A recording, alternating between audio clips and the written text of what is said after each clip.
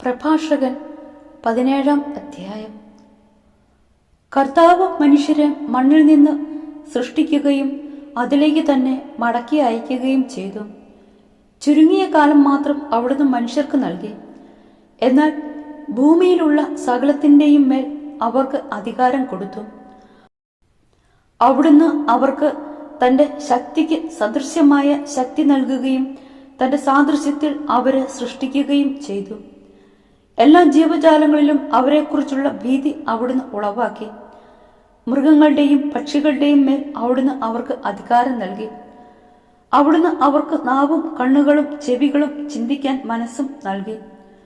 അവിടുന്ന് അറിവും വിവേകവും കൊണ്ട് അവരെ നിറയ്ക്കുകയും നന്മയും തിന്മയും അവർക്ക് കാണിച്ചു കൊടുക്കുകയും ചെയ്തു.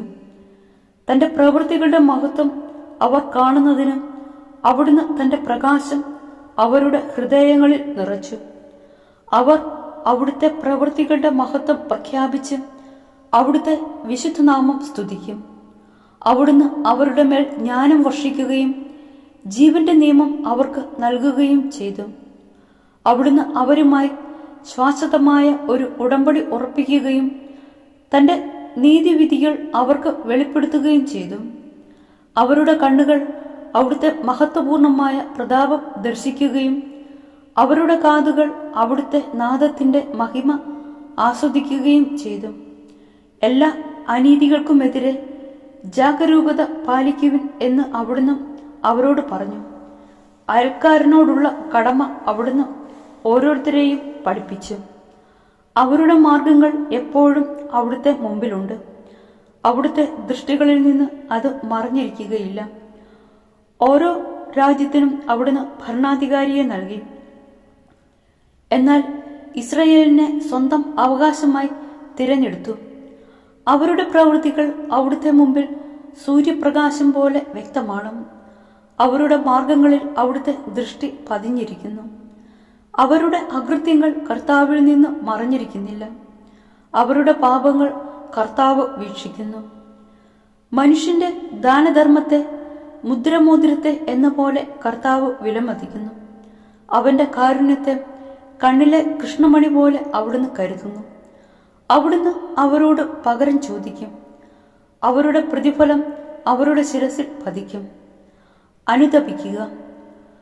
പശ്ചാത്തപിക്കുന്നവർക്ക് തിരിച്ചു വരാൻ അവിടുന്ന് അവസരം നൽകും.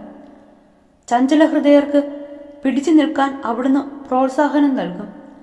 കർത്താവിലേക്ക് തിരിഞ്ഞ് പാപം പരിത്യജിക്കുവിൻ. അവിടുത്തെ സന്നിധിയിൽ പ്രാർത്ഥിക്കുകയും അകൃത്യങ്ങൾ പരിത്യജിക്കുകയും ചെയ്യുവിൻ. അത്യുന്നതനിലേക്ക് തിരിയുകയും അകൃത്യങ്ങൾ ഉപേക്ഷിക്കുകയും മ്ലേച്ഛതകളെ കഠിനമായി വെറുക്കുകയും ചെയ്യുവിൻ.